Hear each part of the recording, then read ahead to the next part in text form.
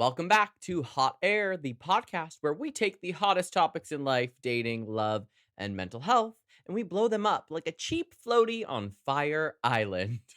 I'm Josh, your emotional support Leo. It is Leo season, almost, I think. Anyway, I'm your resident red flag collector, and today we are diving headfirst into a topic that sounds romantic, but is actually about as healthy as a vodka Red Bull for breakfast. Which, who has not had a vodka Red Bull for breakfast at one point in their life? So today we're asking, is it love or are you being love bombed?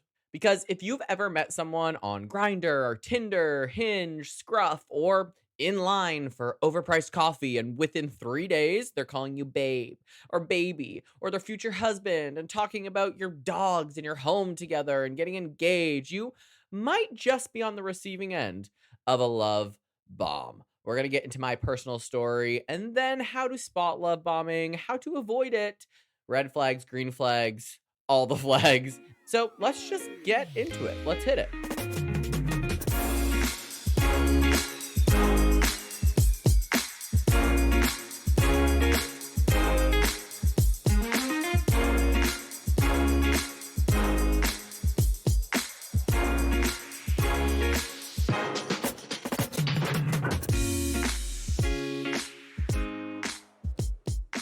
Okay, so before we get into identifying love bombing and all the psychiatric perspectives and the facts and the research, I think we should start with a little story time. My personal experience with love bombing. I actually recorded this episode, a version of it, months and months ago, and it was so long. And I was just talking a lot of smack about someone who love bombed me. So we're going to condense my love bombing experience down very, very short. We're going to make it itty bitty.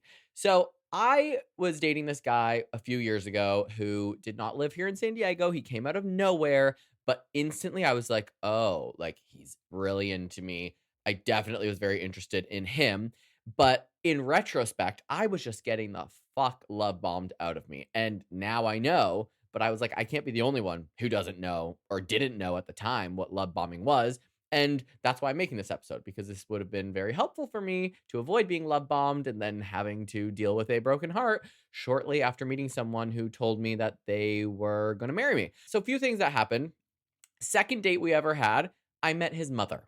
I went to dinner with his mom. And of course, I was like, well, that's a little odd, but they were both here in San Diego on vacation. So I was like, well, I'm not going to make him ditch his mom. So I'll go on our second date and I'll hang out with his mom. And it was actually a good time. And after that, once he left San Diego, we stayed in touch. We talked every single solitary day. He would text me all the time and he would start using those little cute words like babe or baby, or what else did he say? Like, he said that he could see that he was already falling in love with me, that he wanted me to be a second husband because he was getting divorced. One of the first things that he did that I was like, ooh, like a grand gesture, he sent me these really expensive flowers. I obviously looked up the flower shop and the price of them because I'm a lunatic like that. Over $300. This was 2 weeks after I met him, and the card on it just said like, happy birthday, babe. And I was like, what is happening? Before I knew what love bombing was, I was so excited. I was like, oh my God, is this it? Is this my person? Is this the love of my life? Is this my bestie?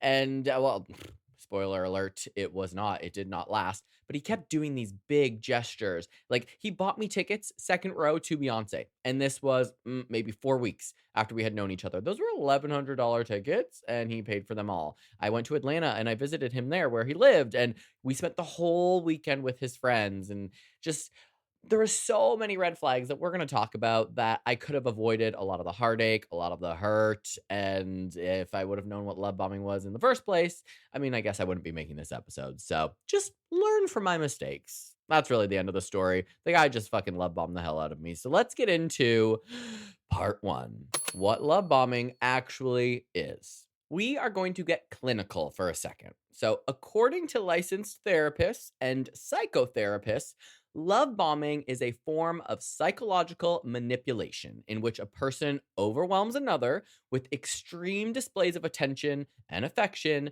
to gain power and control. So, in other words, it's not love, it's emotional fast food, high calorie, low nutrient, addictive, and leaves you feeling like shit after. Psychologists tie love bombing Two, narcissistic abuse cycles, because it sets up a power imbalance. The person being bombed becomes emotionally dependent on the intensity and affirmation, which makes it easier for the love bomber to later pull away, criticize, and manipulate. So basically, it's like that dude who buys you 3 espresso martinis, tells you you're his soulmate, and then ghosts you for 3 weeks, except worse because it becomes intentional. Part two, the psychology behind love bombing. So, why do people do it in the first place? I'll never be able to wrap my head around it. We'll never understand, but it happens. Therapists say there are 3 core reasons. First, we have narcissistic traits. They crave validation and control. They use love bombing to hook you in and ensure your attention is focused solely on them. Then we have a fear of abandonment. People with anxious or disorganized attachment styles sometimes love bomb unconsciously. They fear that you're going to leave them, so they intensify the connection to secure it. And I would like to think that most love bombing, I'd like to think this is not intentional, but who am I to say? And lastly, there is a low self worth masked as grandiosity. If someone feels unlovable deep down, they might perform an exaggerated version of love to get the validation they crave. But because it's unsustainable, the cycle inevitably collapses. One psychologist describes it as a tool in the narcissistic arsenal to get someone emotionally invested before they even know who the person actually is. So it's giving, I love bomb because I don't even love myself. Part three, love bombing versus healthy early dating excitement, because sometimes they can feel the same. So here's where it gets messy, because dating is supposed to feel exciting at the beginning. You get those butterflies, you're excited about the future. You should feel the anticipation and connection. Like that's what dating is like, that honeymoon phase. But you got to tell the difference between healthy early romance and love bombing. Let's start with healthy early dating. It's going to feel exciting, but also calm. You're going to get to know each other organically, which takes time. Affection and compliments feel proportionate to the amount of time that you have known each other. And there's no sense of pressure to reciprocate or match intensity. They respect your boundaries and your pace. And now, on the flip side of that, we have love bombing, which feels intense, overwhelming, or like it's moving at lightning speed. They speak in absolutes. You're my soulmate. I've never felt this way about anyone. Like, come on, bro. Insert eye roll here. I'm already getting worked up, having flashbacks. They also make you feel guilty for needing space or time apart. They push you to commit or reciprocate before you're ready. And they might criticize or withdraw affection if you don't match their energy. It's basically just a form of punishment. Part four, the cycle of love bombing. And this is really important because this is how you're going to be able to spot love bombing when it's happening so you can avoid getting fucked over. Therapists describe love bombing as the first step in an abuse cycle. And a lot of people are just like, love bombing, whatever. It is a form of abuse if that person is doing it intentionally. So the first step, idealization. You are perfect. They say you're the best person they've ever met. The connection feels fated with a T, not faded as in I'm faded. Then there's devaluation. Once you're hooked, they withdraw affection, criticize you, or start picking fights, and you are left confused, wondering what you did wrong. And lastly, they discard or they hoover. Such a random term. They might ghost you completely, which is discarding you, or come back with a similar, smaller love bomb to pull you right back in. That's the hoovering. And yes, hoovering, by the way, is named after vacuum cleaners because, yes, you are being sucked back in like those day-old crumbs off a shag rug. Part 5. What love bombing feels like. Here's the wild thing. It feels fucking amazing at first. You feel chosen, you feel seen, adored, euphoric, butterflies, honeymoon phase. It feels so good. But your brain is flooded with dopamine and oxytocin, the same chemicals released during sex or eating chocolate. So it's addictive, but soon it will shift into something completely different, which is anxiety if they withdraw, confusion about their hot and cold behavior, guilt or shame if you can't keep up, feeling like you're always chasing that initial high, because you kind of are. Dr. Shannon Thomas says that love bombing is not about love. It's about grooming a target to become dependent on an abuser for validation and emotional safety. Part 6: Why love bombing is so common in gay dating. Let's get gay specific for a second because, duh, me. Love bombing thrives in queer dating circles, and here's a few reasons why. As I explained in a previous episode, growing up gay, we tend to be a little bit behind the straight community. So we have delayed adolescence. Many gay men experience their first real relationship later in life, creating a craving for intense validation and belonging. And growing up, we have a lack of healthy role models. We don't get to see healthy, everyday queer relationships. So our blueprint becomes dramatic rom coms or porn fantasies. Then there's hookup culture. With apps normalizing fast physical intimacy, some people feel that they need to match that with fast emotional intimacy to secure someone. There's community trauma, years of shame, rejection, or internalized homophobia that can create attachment wounds that crave intense affirmation. And if you haven't, you should listen to my episode about internalized homophobia. It's quite eye opening. And lastly, there's the scarcity mindset, the idea that there are so few options that can only make people latch on quicker, even to love bombers, even if they don't want to. Sometimes that's just called settling, right? And let's be honest, we've all been on a date where he asked your favorite color and then your favorite wedding venue in the same conversation, where it goes from one extreme to the other, and you think, oh, is this person for real? Are they just really into me? Do they feel this already? Are we connected? No, no, honey. It's love bombing. Part 7: Red flags to watch for. This is the fun part. And if you're dating right now, here is your cheat sheet. Absorb this, take it in, lock it in the back of your mind. Don't fucking forget it. Top red flags of love bombing. 1: They say I love you within days or weeks. That shit takes time. 2: They're talking about marriage, kids, shared finances before exclusivity is even discussed. 3: Wanting to spend every moment of every day and every night together. 4: Showering you with gifts or grand gestures that feel disproportionate to the amount of time you've known each other, like $1,100 Beyonce tickets when you've known someone for 4 weeks. 5: Getting angry or withdrawn if you set boundaries. 6: Criticizing your friends or family in order to isolate you. 7: Making you feel guilty for needing space. And 8, lastly, creating a you and me against the world dynamic very early on. Part 8: Green flags to look for. And it's all about balance. Here is what healthy dating actually looks like. So take these green flags with you too.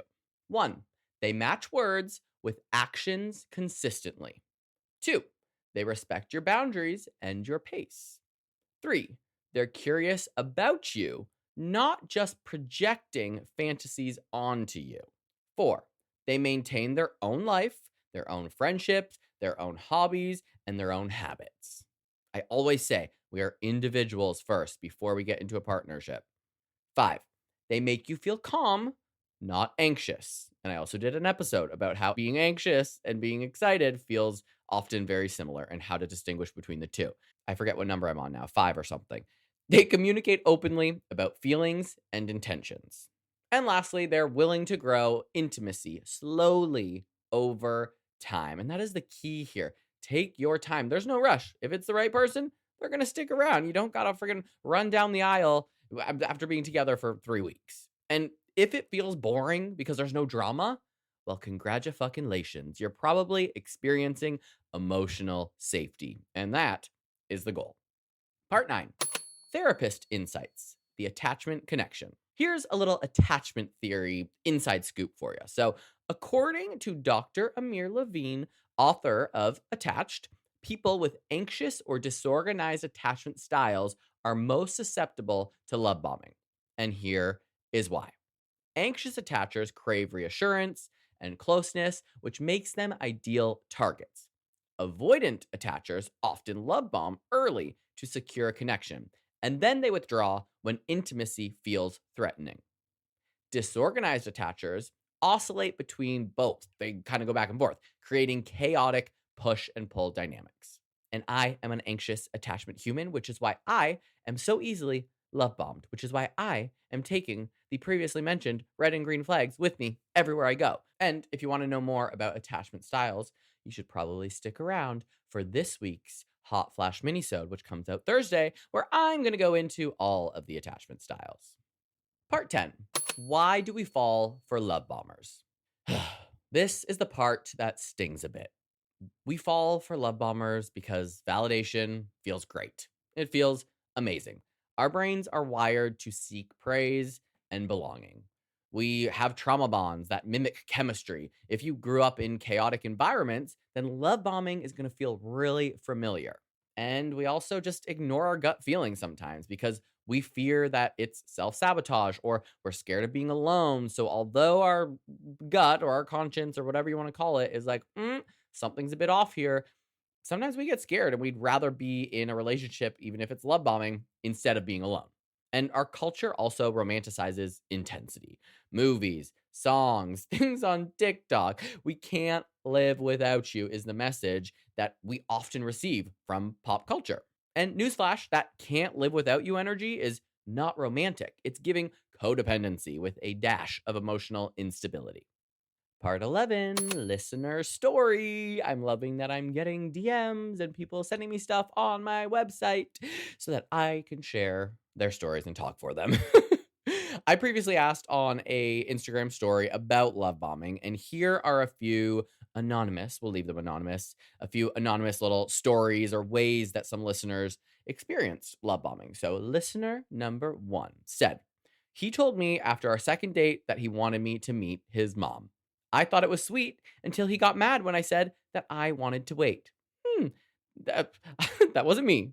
I didn't tell that story. I mean, I'm not the one who is the listener number 1, but I did meet that fucker's mom on the second date, and that, in retrospect, that's weird. All right, listener number 2 said, within a week, he bought us matching bracelets and booked a weekend getaway.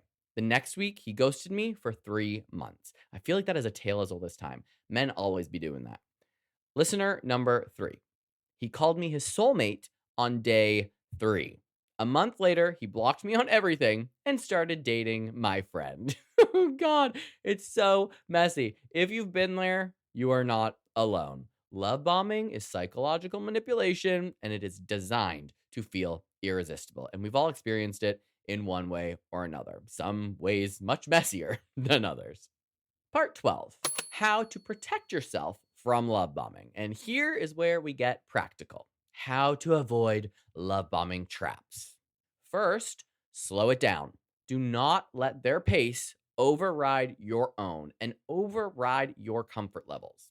Then stay connected to your routine and your friends. Isolation fuels manipulation. Don't ditch your friends for some guy or some girl or some they or some them.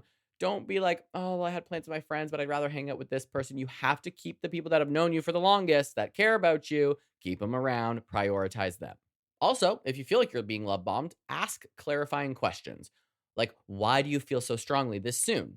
Watch what their response is. That will be very telling. And of course, trust your gut. If something feels off, it probably is. And watch for consistency over intensity. You want to make sure that these people over a period of time are consistent. And then you'll start to learn if they're in it for the right reasons or not. Make sure you also set boundaries early. Healthy people will respect your boundaries. Love bombers will test them, they'll cross them, they'll push them. And lastly, be aware of words that are unbacked by action. Action speaks louder than words. And remember, your group chat sees things that you do not. Listen to your friends when they say, that guy is a little crazy. Part 13, if you realize that you are the love bomber, because we can't just assume that everyone's love bombing us. What if we happen to be doing it to someone else? So, real talk. If you're listening, thinking, wait, I do this. Here is the thing. Love bombing is not always malicious. Sometimes it's driven by insecurity, anxiety, or fear of rejection. And so if you notice yourself rushing emotional intimacy in order to feel safe, or needing reassurance before real trust is even built, or using grand gestures to gain control, you gotta shift it. And here's a few steps you can take in order to shift it, should you be the love bomber. First, slow down. Try to tolerate the discomfort of uncertainty. Build self worth outside of romantic validation. Work with a therapist to understand your attachment patterns. And practice grounding yourself when you feel the urge to escalate too quickly. Again, we've probably all been guilty of this as well. I am a gift giver. I love doing grand gestures, and I have definitely caught myself doing this way early on. Haven't done it in a very long time. It was when I was much younger. But looking back on it, I can see some ways that I may have potentially love bombed somebody. And let's wrap this up with a few final thoughts from me. So, love bombing isn't love, it's intensity without intimacy. Real love feels safe, calm, and secure, and you build trust over time. Real love respects your autonomy and your pace. It doesn't make you feel like you're on a roller coaster without a seatbelt. That's some final destination shit. If you've been love bombed, forgive yourself. You were targeted because you're human, not because you are weak. You learn from it, you grow, and you protect that big, beautiful heart of yours in the future. That's why I'm doing this episode, because I've learned to protect myself and take things slowly. And so hopefully you can too.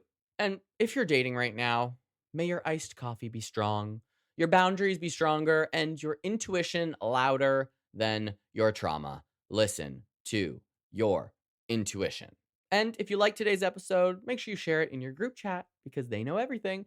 You can rate me wherever you're listening: Spotify, Apple Podcasts, Google Podcasts, YouTube, all the things. And if you want to know more about dating breakdowns like this, you can let me know. My DMs are open. Head on over to my website or my Instagram or my TikTok at _hotairpod. Unless you are planning to slide in my DMs and love bomb me, then that's an instant block. But perhaps you want to share your love bombing story. Maybe you've love bombed somebody and learned from it. Maybe someone has love bombed you. Maybe somebody took you to Beyonce and sent you $300 flowers after knowing you for 12 seconds. I'd love to know. So stay hot, stay hydrated, and remember, if it seems too good to be true, say it with me. It probably is. And I will see you next Tuesday.